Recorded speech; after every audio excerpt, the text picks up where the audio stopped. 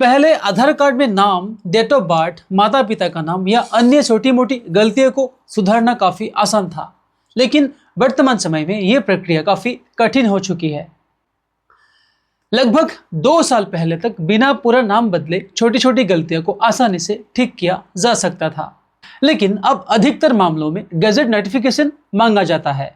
खासकर यदि नाम में बड़ा बदलाव करना हो तो गैजेट नोटिफिकेशन जमा करना लगभग अनिवार्य हो गया है। बहुत लोगों के लिए गैजेट नोटिफिकेशन अब सिरदर्द बन चुका है।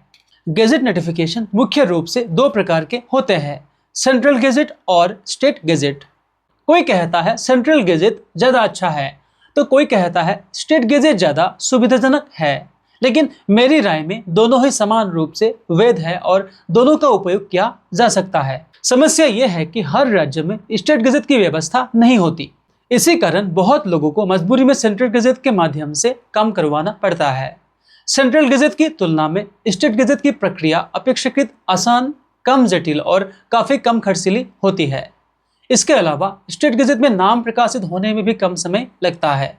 क्योंकि मैंने स्वयं स्टेट गैजेट के माध्यम से अपना काम करवाया है, इसीलिए आज मैं स्टेट गैजेट नोटिफिकेशन बनाने की पूरी प्रक्रिया के बारे में विस्तार से बात करूंगा।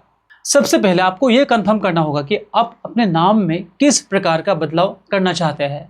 क्या आप पूरा नाम बदलना चाहते हैं, केवल टाइटल बदलना चाहते हैं, या फिर फर्स्ट नेम बदलकर टाइटल वही रखना चाहते हैं। यदि आप अपना पूरा नाम या फर्स्ट नेम बदलते हैं तो आपके नोटरी एफिडेविट पर फर्स्ट क्लास मजिस्ट्रेट का हस्ताक्षर करवाना होगा।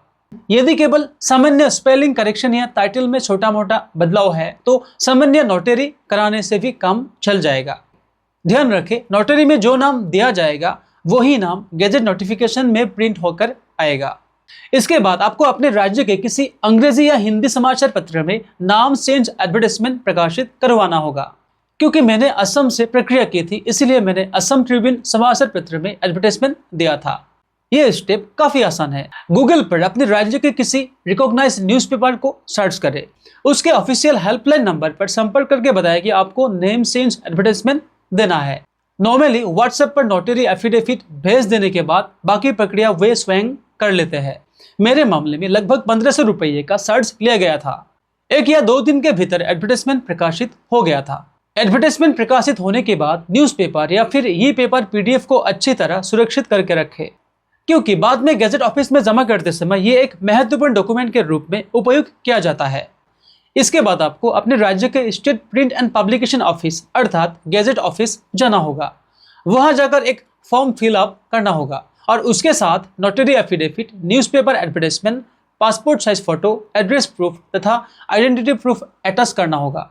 इस प्रोसेस में आपके पुराने नाम वाले डॉक्यूमेंट्स ही पर्याप्त होते हैं। फॉर्म जमा करने के बाद एक ऑफिसर डॉक्यूमेंट्स वेरीफाई करेगा और फिर उसे गैजेट ऑफिसर के पास भेजा जाएगा। वे आपसे पूछ सकते हैं कि आप नाम क्यों बदलना चाहते हैं। अब अपना कारण बता सकते हैं, जैसे कि नाम पसंद नहीं है, स्पेलिंग इशू है या कोई एस्ट्रोलॉजिकल रीजन है। इसके बाद प्रिंटिंग चार्ज के रूप में लगभग 300 से 400 रुपये तक की फी ली जाती है। हालांकि ये फी राज्य के अनुसार अलग अलग हो सकती है। यदि सभी डॉक्यूमेंट सही पाए जाते हैं तो नॉर्मली पहले या दूसरे सप्ताह के भीतर आपका नाम गैजेट नोटिफिकेशन में प्रकाशित हो जाता है। मैक्सिमम 3 वीक तक का समय लग सकता है। असम के मामले में हर शुक्रवार को गैजेट नोटिफिकेशन प्रकाशित होता है। स्टेट गैजेट वेबसाइट पर जाकर नेम चेंज सेक्शन में सर्च करने पर आप अपना नोटिफिकेशन देख सकते हैं। इसके बाद पूरा पीडीएफ डाउनलोड करके पहला पेज और अपना नाम वाला पेज प्रिंट करके सुरक्षित रख ले। अब से यही आपके नेम चेंज का मुख्य लीगल डॉक्यूमेंट होगा।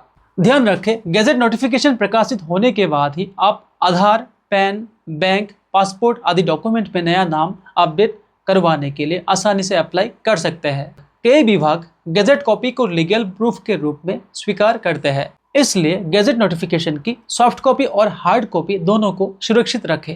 और एक इम्पोर्टेंट बात, बहुत लोग दलालों के चक्कर में पड़कर बेवजह 10,000 से 20,000 रुपये तक खर्च कर देते हैं।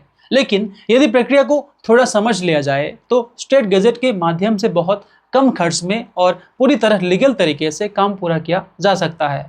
मेरे मामले में पूरी प्रक्रिया काफ़ी आसान रही और कम समय के भीतर मेरा नाम गैजेट में प्रकाशित हो गया था। अगर आप गैजेट नोटिफिकेशन में नाम प्रकाशित करने से संबंधित कुछ जानना चाहते हैं तो कमेंट करके ज़रूर बताएं। तो दोस्तों, प्रूफ के लिए दिखा रहा हूँ यही था हमारा गैजेट नोटिफिकेशन और ये है असम का स्टेट गैजेट नोटिफिकेशन। अगर आपको भी ऐसे नोटिफिकेशन बनवाना है तो हमें संपर्क करें।